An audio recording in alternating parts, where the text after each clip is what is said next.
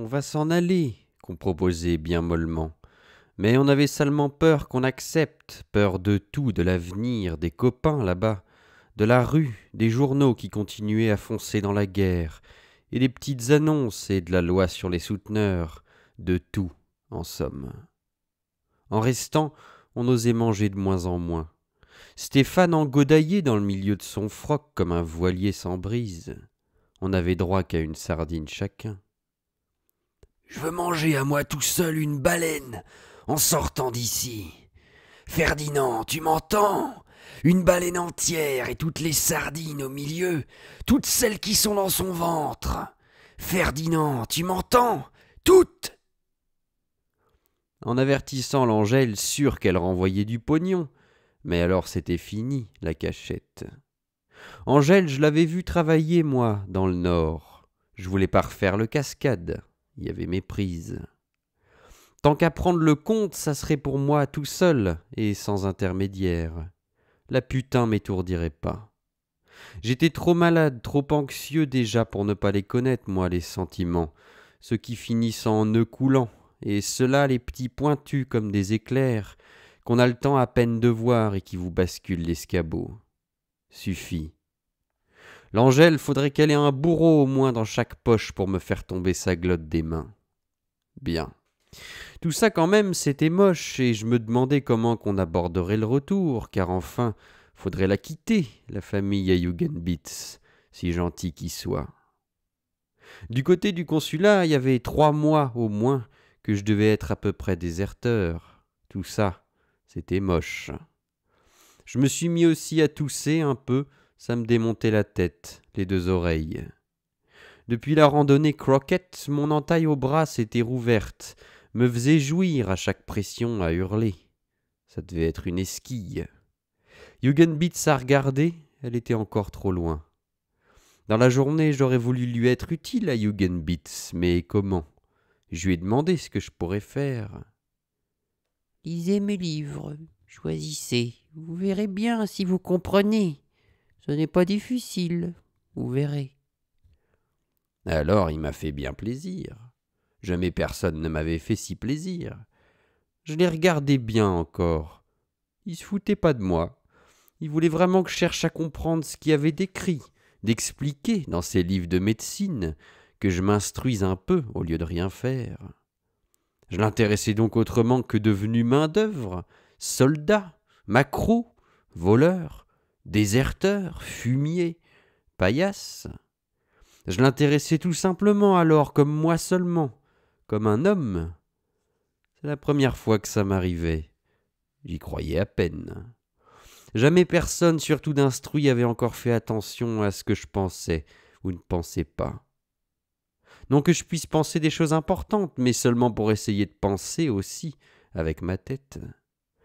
Toujours ça avait été des trucs infects ou des ordres bien emmerdants, à respecter seulement ce qu'il y avait dans les connes combines des maîtres, à servir, à s'en faire vomir le dedans des tripes et de la tête, à force de penser le contraire de ce qu'on pense.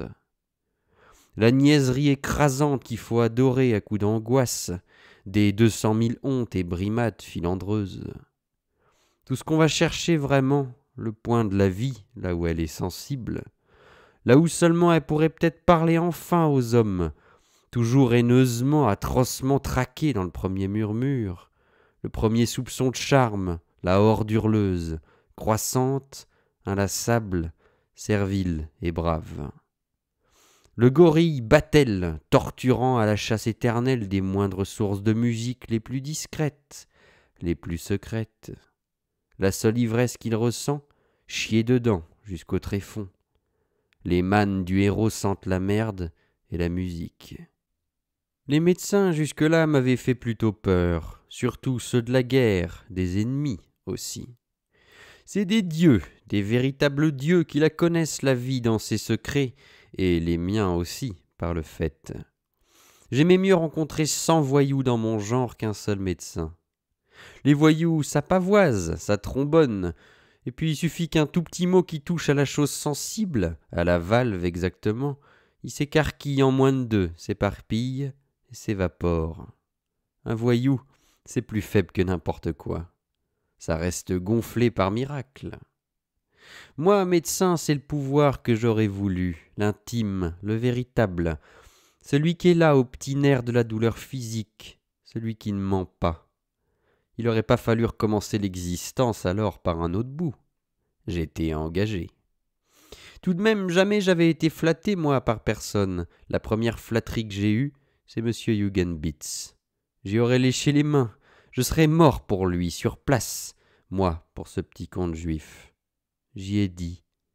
Il s'est mis à doucement rigoler, comme il avait l'habitude. Borochrome, il a été un peu jaloux, forcément, quand il m'a vu taper dans la bibliothèque. En vérité, c'était des livres par terre sur un rang.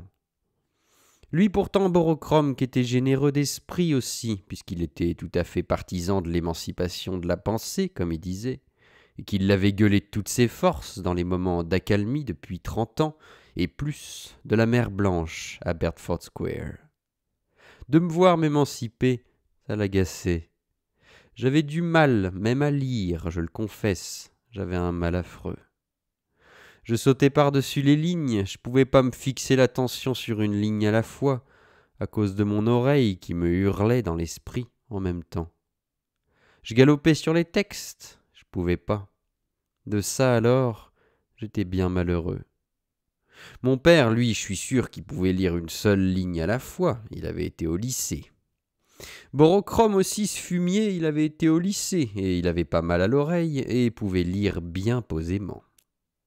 Je dois dire qu'il a été finalement tout à fait obligeant quand il a vu que j'avais tant de mal. Il m'a montré comment il fallait faire pour bien apprendre, résumer chaque paragraphe sur un petit papier avec un crayon, pour qu'alors seulement ça vous reste dans l'esprit.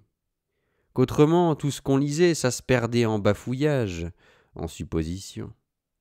Pour être sûr des choses qu'on a comprises, faut donc les remettre à la discipline, comme au régiment, à la fin du bluff et du ballon. Ça me plaisait. Borochrome y parlait de sa politique, surtout. Il discutait le coup avec Hugenbitz, des motions, des congrès. Il en avait des petites découpures, plein les poches, mais il n'était pas comme libertaire de la même opinion que le docteur. Borochrome, en plus de la liberté des classes, il voulait la liberté des sexes. Là, Hugenbitz, il n'était pas content. C'était un père de famille. Seulement, quand ils parlaient de la guerre tous les deux, alors ils déconnaient ensemble, à plein tuyau. Je voulais pas les vexer à cause de l'âge, mais c'était odieux quand même. Des jours ont donc passé. J'ai lu 2 physiologues entièrement. Je me sentais un peu supérieur. Il paraissait plus d'annonces pour nous dans le Times.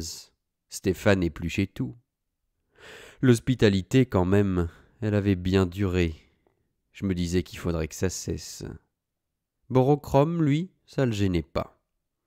Alors, à force de regarder faire les pansements de bijoux, je me suis dit que je pourrais bien aider aussi. Hugenbitz a bien voulu. Il m'a dégoûté moins le bijou, du coup, quand j'ai commencé à lui faire chaque matin son lavage complet, à lui ôter le pu qu'il avait collé partout. Il sentait fort, même. On s'intéresse, c'est drôle, peu à peu à ce qu'il aille mieux, à ce que tout s'arrange. On fait des vœux. Par la pourriture, on gagne la sympathie. Si ça avait duré, j'aurais fini par tenir à lui le bijou. Hey, ça te plaît ce que t'écoutes? Fais un petit don. Premier lien en description. Merci.